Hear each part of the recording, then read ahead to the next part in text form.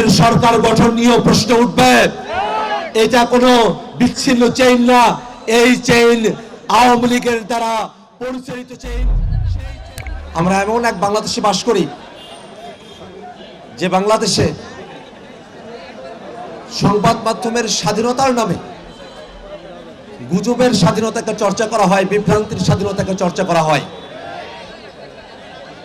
সংবাদ মাধ্যমের মধ্যে কয়েকটা সংবাদ মাধ্যম যারা বিভ্রান্তি তৈরি করে, বিভ্রান্তি তৈরিকারী সংবাদ মাধ্যমের কাছ থেকে আমরা জানলাম যে ডক্টর মোহাম্মদ ইউনূস তিনি আসলে গুরুত্বপূর্ণ কোনো ব্যক্তি ছিলেন না। হঠাৎই ডক্টর মোহাম্মদ ইউনূস তিনি গুরুত্বপূর্ণ ব্যক্তি হয়েছেন।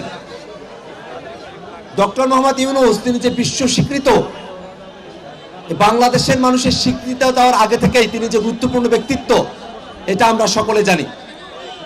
5 আগস্টের পরে ডক্টর মোহাম্মদ ইউনূস তিনি বাংলাদেশের হাল ধরেছিলেন বলে এই বাংলাদেশটাকে তারা কোনো জঙ্গি রাষ্ট্র হিসেবে তারা প্রমাণ করতে পারে নাই। ডক্টর মোহাম্মদ ইউনূস বাংলাদেশের হাল ধরেছিলেন বলে আমরা এই বাংলাদেশে জুলাইয়ের পক্ষের যে শক্তিগুলো আছে সেই শক্তিগুলো স্বস্তির নিঃশ্বাস ফেলার একটা সুযোগ পেয়েছিল। ডক্টর মোহাম্মদ ইউনূস তিনি তার দায়িত্ব পালন করেছেন,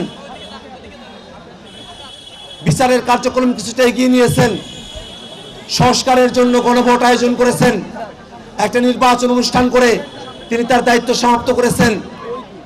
সেই ডক্টর মোহাম্মদ ইউনূস যিনি বিশ্ব স্বীকৃত গুরুত্বপূর্ণ ব্যক্তিত্ব, তাকে বাংলাদেশ সরকার গুরুত্বপূর্ণ ব্যক্তি হিসেবে গ্যাজেট প্রকাশ করার কারণে এই বাংলাদেশে কিছু বিভ্রান্তি সৃষ্টিকারী মিডিয়া তাদের মধ্যে নানা ধরনের বিভ্রান্তি তৈরি করার চেষ্টা আমরা খেয়াল করে দেখছি।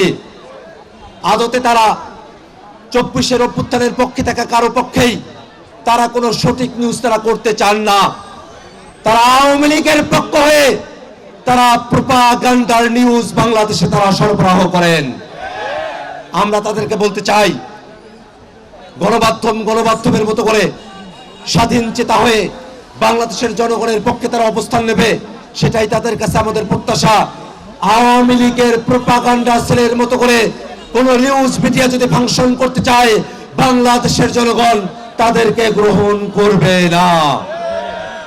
ভাইরা আমার, এই বাংলাদেশে জুলাই সনদকে বাস্তবায়ন করার জন্য আমরা বাংলাদেশের মানুষেরা মুখিয়ে আছি।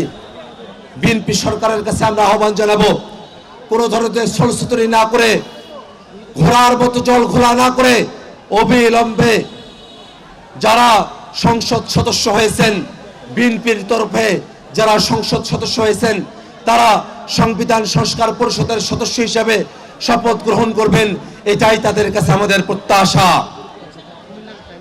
জুলাই সনদ নিয়ে যদি প্রশ্ন ওঠে, গণভোটের নিয়ে যদি প্রশ্ন ওঠে, যদি আদেশ নিয়ে প্রশ্ন ওঠে, গণভোট নিয়ে প্রশ্ন ওঠে, তাহলে তারেক রহমানের প্রধানমন্ত্রিত্ব নিয়েও প্রশ্ন উঠবে, বিএনপির সরকার গঠন নিয়েও প্রশ্ন উঠবে।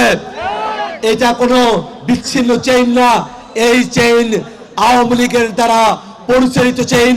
সেই চেইনকে বাংলাদেশে বিএনপি বাস্তবায়ন করার একটা ফাঁদে পড়ে গেছে।